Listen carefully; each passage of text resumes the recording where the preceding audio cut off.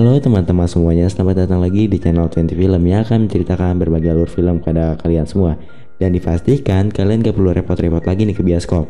Jadi kali ini gue dan Fajar akan membahas film I Can Speak. Ya, film ini adalah film Korea yang berdasarkan kisah nyata. Film ini dirilis pada tahun 2017. Kemudian film ini disutradarai oleh Kim Hyun Suk. Film ini diperankan oleh Na Moon Hee, Lee Ji Hoon, dan masih banyak lagi artis pemeran dari film ini. Jika kalian suka dengan channel kami, jangan lupa komen, like, dan subscribe. Klik gambar lonceng jika kalian tidak ingin ketinggalan video selanjutnya dari channel ini. Ya, langsung aja kita saksikan cerita alur filmnya. Di malam hari yang sangat gelap dan juga hujan deras, ada seorang yang berjalan di sebuah gang sambil membawa palu besar. Lalu pria tersebut menghancurkan tembok menggunakan palu tersebut. Setelah itu dia menyiramkan air asam ke tembok. Kemudian aksi pria tersebut dipergoki oleh Nenek Okbon. Nenek Okbon lalu memfotonya. Pagi harinya Min Jae berangkat kerja dengan menaiki kereta. Kemudian sampailah Min Jae di tempat kerjanya. Dia bekerja di kantor pelayanan masyarakat. Tiba-tiba datang Nenek Okbun. Dia datang ke kantor itu untuk melaporkan sebuah pengerusakan. Lalu dia memberikan bukti pengaduannya. Tetapi Min Jae yang melayani di kantor itu tidak menanggapi laporan Nenek Okbun. Karena Min Jae menganggap laporan Nenek Okbun tidak penting. Kemudian Min Jae menyimpan laporan Nenek Okbun di penyimpanan berkas keluhan masyarakat. Setelah melaporkan di kantor pelayanan masyarakat, Nenek Okbun lalu pergi dari kantor itu. Keesokan harinya, Nenek Okbun datang kembali ke kantor tersebut. Dia membawa berkas laporan lebih banyak dari sebelumnya nih teman-teman. Ternyata Nenek Okbun ini sering membuat laporan pengaduan ke kantor pelayanan masyarakat. Tetapi semua laporan yang dibuat Nenek Okbun sangat sepele. Misalnya dia membuat laporan tentang lampu jalanan yang mati, orang tidak memakai helm, memasang poster calon pejabat di pasar, dan masih banyak lagi laporan sepele yang dibuat oleh Nenek Okbun. Sampai-sampai Nenek Okbun di blacklist dari kantor pelayanan masyarakat. Kemudian Nenek Okbun berada di pasar. Dia sedang berdebat dengan penjual di pasar. Nenek Okbun bilang pada penjual itu untuk memindahkan papan reklame yang ada di tokonya karena papan reklame itu menghalangi jalan. Kemudian Nenek Okbun mengancam akan melaporkan penjual itu jika tidak memindahkan papan reklame. Dia akan melaporkan ke kantor pengaduan masyarakat. Setelah berdebat, Nenek Okbun melihat ada anak sekolah yang sedang makan mie instan mentah. Nenek Okbun menyuruh anak itu untuk memasaknya terlebih dahulu sebelum dimakan. Kemudian Nenek Okbun pergi meninggalkan tempat itu. Keesokan harinya, Nenek Okbun pergi ke sebuah kafe. Di sana dia bertemu dengan sahabat lamanya, karena sebelumnya dia telah merencanakan pertemuan ini. Lalu dia ngobrol bareng sahabat lamanya. Tidak lama kemudian sahabatnya pergi meninggalkannya, dan tidak sengaja sahabatnya meninggalkan kain putih. Nenek Okbun pun membawa kain itu pulang lalu menjahitnya. Pada saat sedang menjahit, datang seorang perempuan untuk mengambil baju yang sudah dijahit Nenek Okbun.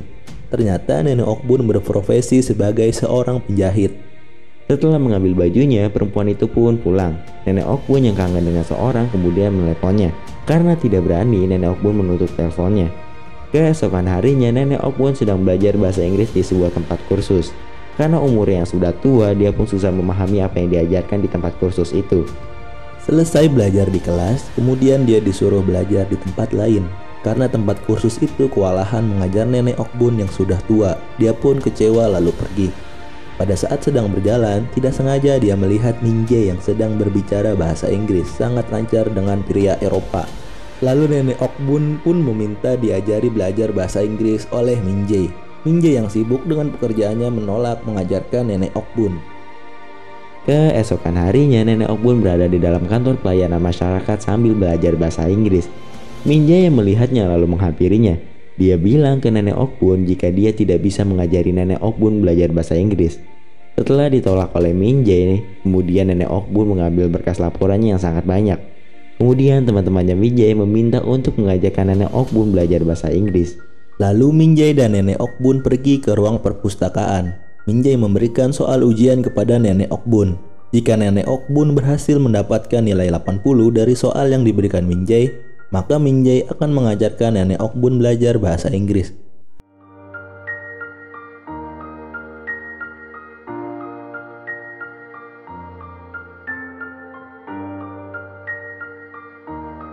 Ternyata nilai Nenek Okbun tidak mencapai 80. Dia tidak lolos ujian dan Min-jae tidak jadi mengajarkan Nenek Okbun belajar. Malam hari tiba, Min-jae yang sedang pulang dengan menaiki bis tiba-tiba melihat adiknya yang sedang berjalan. Kemudian dia mengikuti adiknya.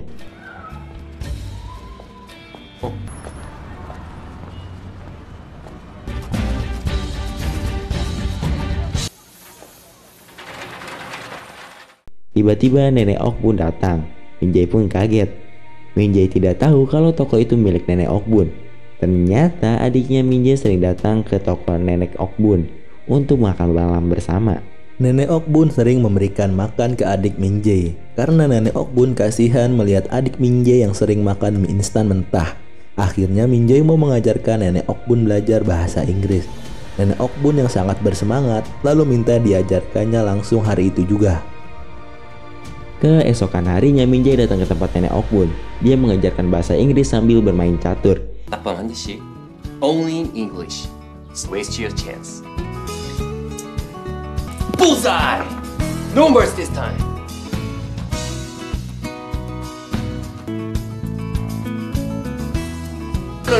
No way. You see that?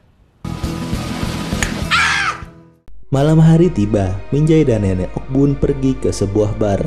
Di sana Min-jae menyuruh Nenek Okbun berbicara bahasa Inggris dengan orang asing. My name is Okbun-na.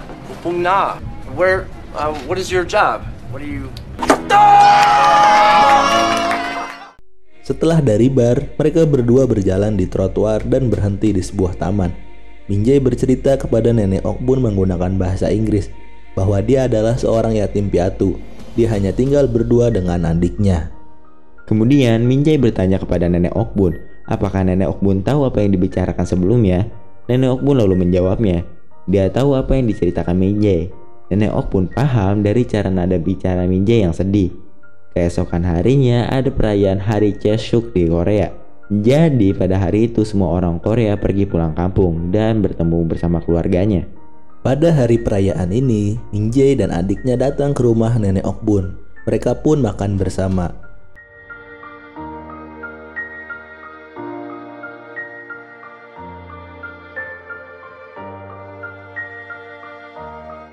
Malam hari tiba, adik Min-jae bertanya kepada Nenek Okbun, kenapa dia ingin belajar bahasa Inggris. Lalu Nenek Okbun bilang, dia punya adik laki-laki yang terpisah dari kecil. Adik Nenek Okbun tinggal di Amerika. Adiknya hanya bisa berbahasa Inggris. Maka dari itu Nenek Okbun ingin belajar bahasa Inggris.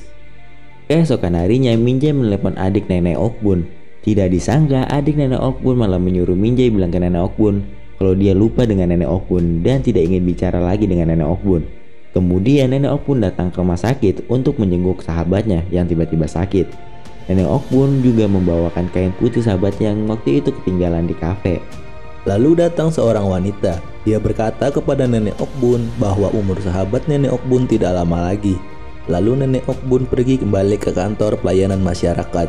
Dia menanyakan laporan yang dibuatnya waktu itu. Teman Min-jae yang melayani Nenek Okbun, dia menjawab tidak tahu. Tidak lama kemudian Min-jae datang. Nenek Okbun marah ke Min-jae. Dikiranya Min-jae telah membuang laporan miliknya. Nenek Okbun juga menjelaskan bahwa laporan yang dia buat untuk mengadukan agar warung wanita penjual daging tidak digusur. Karena hanya tempat itulah penjual daging menghidupi dirinya sehari-hari. Kemudian Min-jae bilang ke Nenek Okbun, tidak usah mengurusi masalah orang lain, uruslah saja diri sendiri. Nenek Okbun yang marah lalu menampar Min-jae. Kemudian Min-jae menyuruh Nenek Okbun tidak usah belajar bahasa Inggris lagi. Lalu Min-jae menyampaikan pesan kalau adik Nenek Okbun tidak ingat dengannya dan tidak usah kembali menelponnya. Keesokan harinya, adik Min-jae yang sebelumnya melihat Min-jae bertengkar dengan Nenek Okbun berkata, seharusnya Min-jae tidak melakukan itu kepada Nenek Okbun. Karena semua yang dilakukan Nenek Okbun itu agar dirinya tidak kesepian, karena Nenek Okbun hanya tinggal sendiri dan tidak memiliki keluarga. Ken pindah di mana Nenek Okbun sedang berada di rumah sakit. Dia kembali menjenguk sahabatnya. Tiba-tiba seorang pria datang. Pria itu adalah seorang reporter. Nenek Okbun diminta untuk menggantikan sahabatnya untuk menjadi saksi persidangan di Amerika. Nenek Okbun menjadi saksi wakil Korea karena pada zaman penjajahan di Jepang dia dijadikan budak seks oleh tentara Jepang.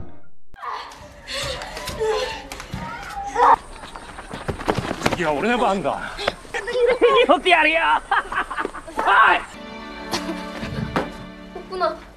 내 맘대로 하면 안 되냐고.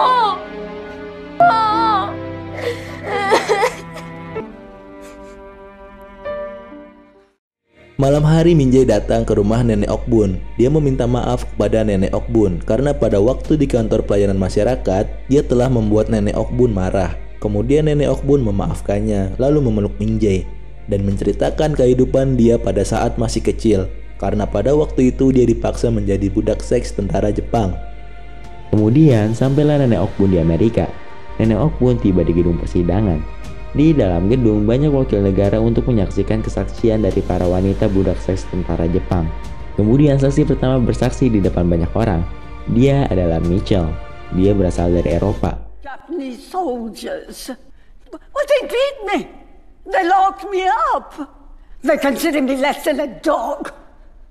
Japanese government has maintained that comfort women were voluntarily recruited from civilians. That's ridiculous. Dream. Would she become a nun? Next, the testimony of Na Ukbon.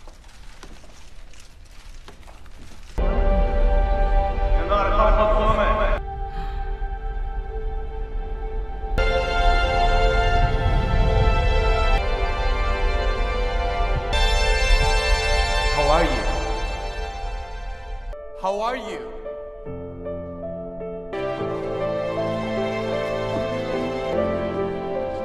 I am fine, thank you. And you?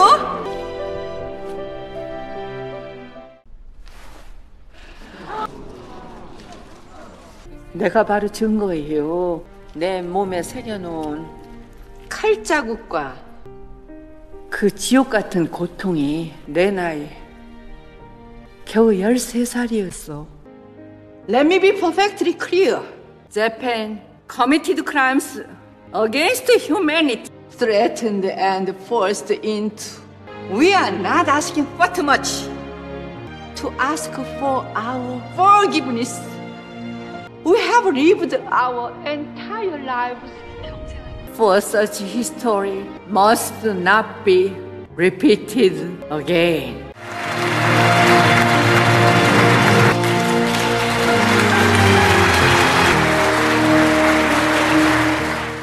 Setelah memberikan kesaksiannya, para wakil negara mengucapkan permintaan maaf kepada Nenek Okbun.